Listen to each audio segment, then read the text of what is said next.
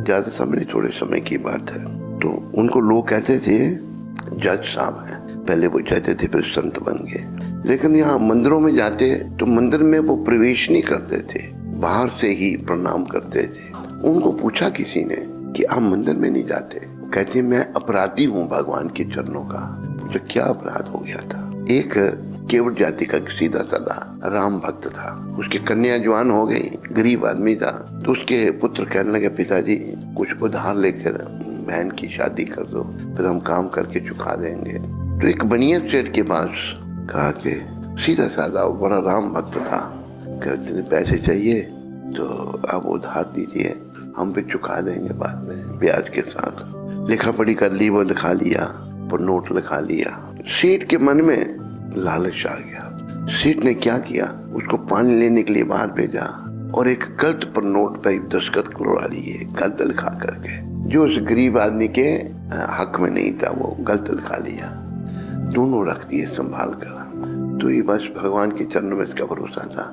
रघुनाथ जी जाने, ये बात शब्द वो कहता था, रघुनाथ जी जाने।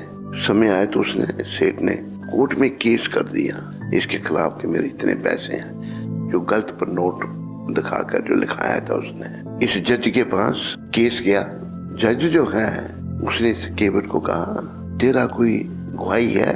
वो कहते महाराज इतने पैसे नहीं थे, पैसे तो कम थे, वो लिखा हुआ गलत लिखा। उसने उसको पानी के बहाने भेजा और गलत पर भी दस्तखत करवा लिए उसके। बोले तेरा को गवाही है? कहते रघुनाथ जी जाने। जज ने कहा कि रघुनाथ जी को बुलाओ यहाँ पर। जज को ये नहीं पता भगवान के लिए कह रहे हैं। तो वहां पर जहाँ केवट रहता था वहां राम जी का मंदिर था। वो राम जी के चरणों में इसकी श्रद्धा थी, केवट की श्रद्धा थी। उसी गांव में रघुनाथ जी के नाम सम्मन निकल गए। चौकीदार जो कचहरी का ले आया, भाई रघुनाथ जी मंदिर में आ गए, रघुनाथ जी के बड़े ये तारीख है। जो पुजारी था भगवान का वो भी भक्त था।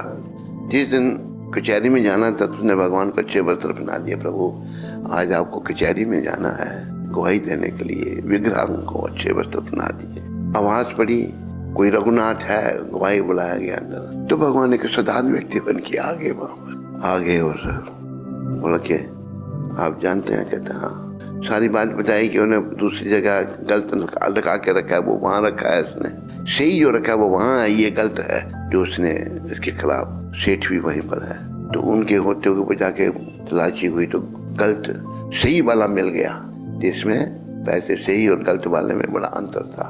सेठ को मतलब उसके खिलाफ केस हो गया, पता नहीं सजा हुई, जज ने दी, क्या हुआ। एक दिन जज पूछता ये इसी को पूछता है केवट को ही कि ये रघुनाथ जी कौन है? कहते रघुनाथ जी भगवान।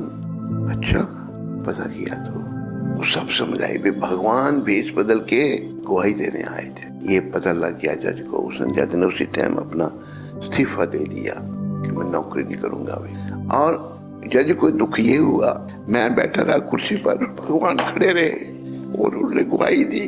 और जज जो है इतना मन में दुख हुआ कि बस यही ब्रिज में रहे, वो मंदिर में नहीं जाते थे। कि मैं अपराधी हूँ, मैं कुर्सी पर बैठा रहा तो लोकीनाथ खड़े रहे। तो देखो भाव और भक्ति से भगवान कुछ भी कर देते हैं। राम जी गवाही देने भी चल पड़े भेष बदल कर। तो मैं कथाओं को संक्षेप में बनाई, बड़ी है दिव्य कथा, कईयों ने वर्णन किया है इसका। तो हमें भी ये कथा बड़ी अच्छी लगी है भगवान की।